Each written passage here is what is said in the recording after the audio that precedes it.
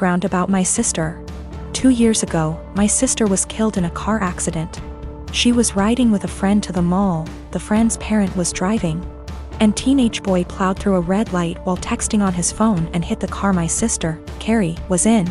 Carrie was killed instantly and her friend, June, was in a coma for 3 weeks before her parents took her off life support.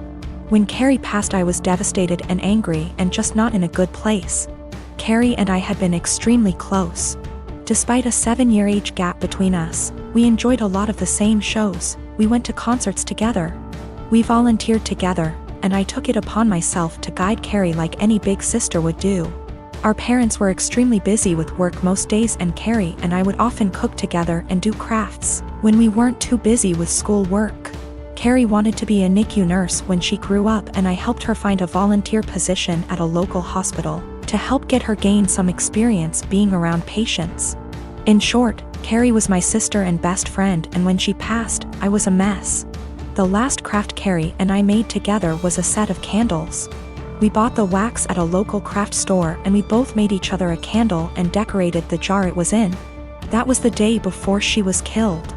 At her funeral, Carrie was buried with the candle I made her. The candle Carrie made me sits on my desk next to my favorite picture of her and I together at the beach. Or it did, until last week. Background about my boyfriend.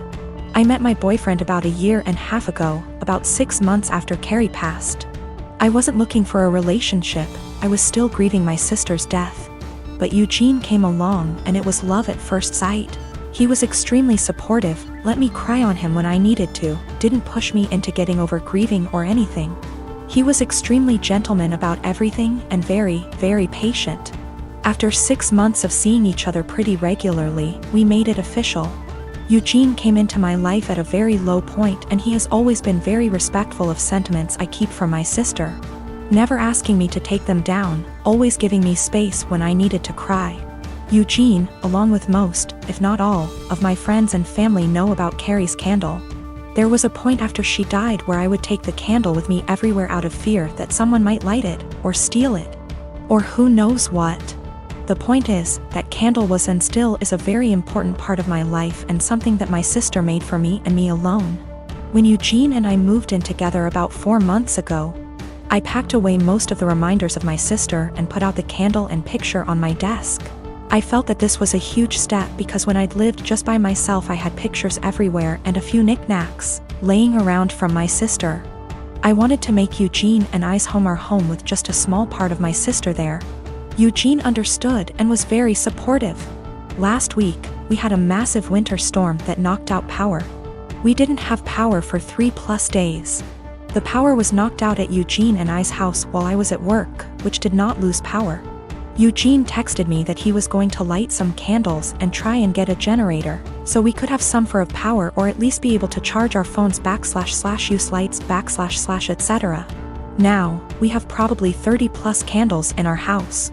I am a huge fan of sales, and when Bath & Body Works has a candle sale, I like to stock up and get a range of scents. We have candles scattered all over our house. In the room where my desk is, there are no candles aside from the one Carrie made me. None at all, and there never has been. This room is also downstairs, where Eugene doesn't spend a lot of time, his desk is upstairs. When I arrived home from work last week, I noticed a bunch of candles burning in our living room, safely. Always monitored and not near anything that could ignite. One of these candles was the candle that Carrie had made me. I burst into tears, and when Eugene heard me crying he came out from the bedroom, where he was lighting more candles, and asked what was wrong.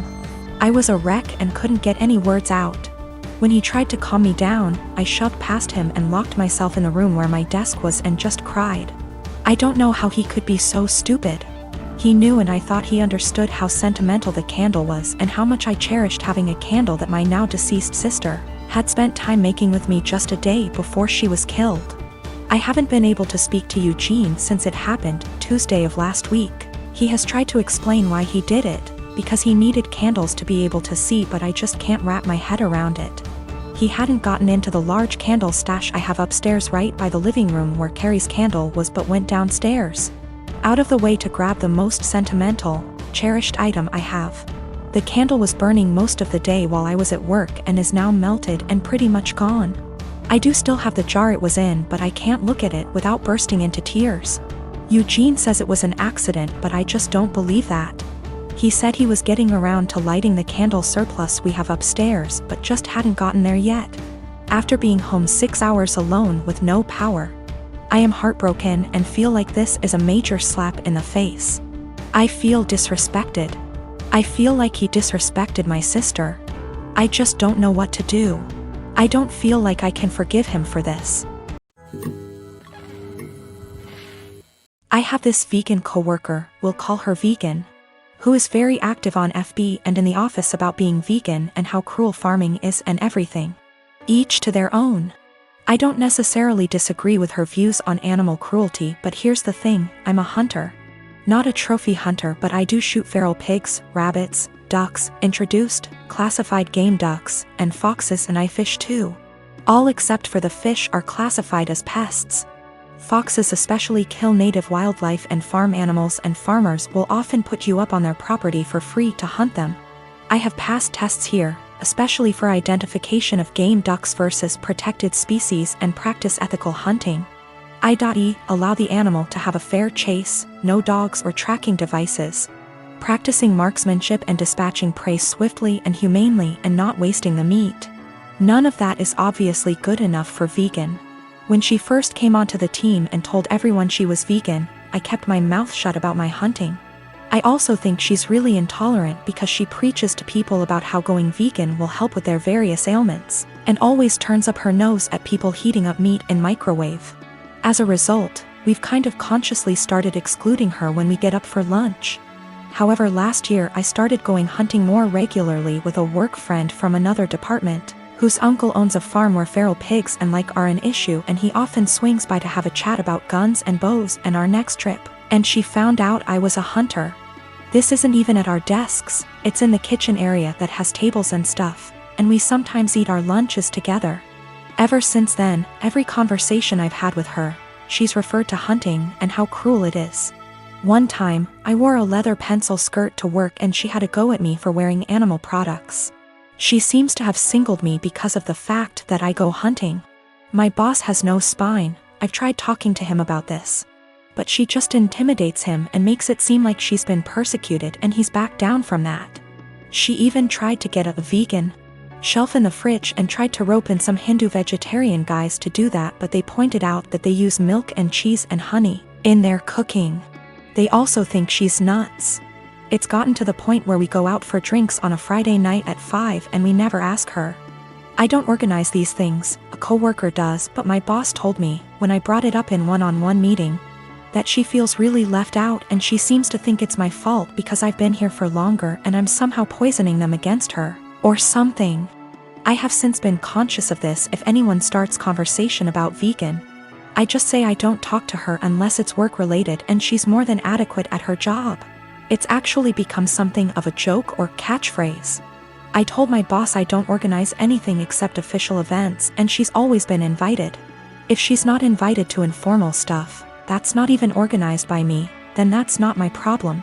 The coworker that doesn't invite her, she managed to piss him off because he's eaten guinea pig, he's from Peru.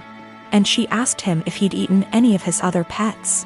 For the record, he never ate a guinea pig that was a pet. It's something they eat in Peru. Whenever she brings up hunting or anything, I just point blank ask her there was anything work-related that she wanted to talk about, and if there wasn't, I would start talking to someone else or just walk off. I have asked her multiple times to keep conversations work-related. I never start a conversation with her at all. Most of the time, she pounces when I'm in the kitchen making tea, getting water, or just stretching my legs. One time last week, a group of us were talking and she got up to join the discussion. A horrible silence fell over the group to the point where I just excused myself and went to my desk, and so did a few others. It all came to a head in our team meeting today when our boss, usually at the ends, asks if there's any positive news or celebrations outside of work people want to share, like engagements, marathons, charity appeals, etc., and Vegan sarcastically asked me how many lives I'd taken last weekend.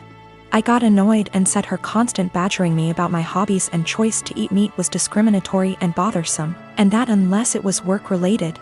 She was not to engage me in conversation otherwise and told our scribe to put that in the meeting minutes. She seemed a bit shocked by that, and my boss looked uncomfortable but said fair enough. I thought that was the end of that, but right before our boss went to close the meeting, 2 other coworkers also put their hands up and asked Vegan to only engage them in work-related discussions, and that they were also uncomfortable being given non-medical health advice pertaining to their choice to consume meat and their diets. Again, boss looked uncomfortable but asked Vegan to respect their wishes and closed the meeting. Vegan didn't look anyone in the eye after that but headed straight to the bathroom. My boss was trying to get one of the co-workers to see if she was okay, and I think one of them eventually checked up on her, but she was in a cubicle and asked to be left alone. She eventually came out and asked my boss to leave early, which she did. I feel awful now. She embarrassed me in front of my team with the lives taken comment, so I pushed back, but I am caught between not wanting her to miserable and not wanting anything to do with her at all. A few of my co-workers and I ended up in a proactive conference call after this with HR, who basically said that always been subjected to unwanted advice and jabs about eating meat was not okay. But some mediation was in order to cut the tension in the workplace. The HR rep then called my boss, who explained what happened in the team meeting and complaints that we'd made one-on-one etc., but then he went into a meeting room and didn't hear the rest of discussion. I don't know what to do, assuming she comes into work tomorrow, or if I should even talk to her at all. My husband Nick was married to his first wife Vanessa for 5 years, and they had 2 amazing kids, Luke and Lila. Sadly, Vanessa died in an accident 11 years ago when the kids were very young. I started dating Nick 8 years ago, and we started off very slowly for obvious reasons. Nick has always been a little more distant than anyone I'd ever been with, but he and the kids lost Vanessa so young that I understood it. After 3 years of dating, Nick asked me to marry him and I moved in. I've always had a really great relationship with Luke and Lila, and they were happy for me to marry their dad. I had wanted an actual wedding, nothing big, but Nick really didn't want one, so we got married at the courthouse with just Luke and Lila present. We had a really fast engagement, but it worked for all of us. I have loved being Luke and Lila's stepmom and officially adopted them after I found out I was pregnant with our son, Casey. The kids have been so great with Casey and help out so much. Nick was wonderful during the pregnancy and had always been a really loving dad and husband. But Nick has been pulling away a lot the last few months. He's been even more distant than usual and working late nights and going away with friends almost every weekend.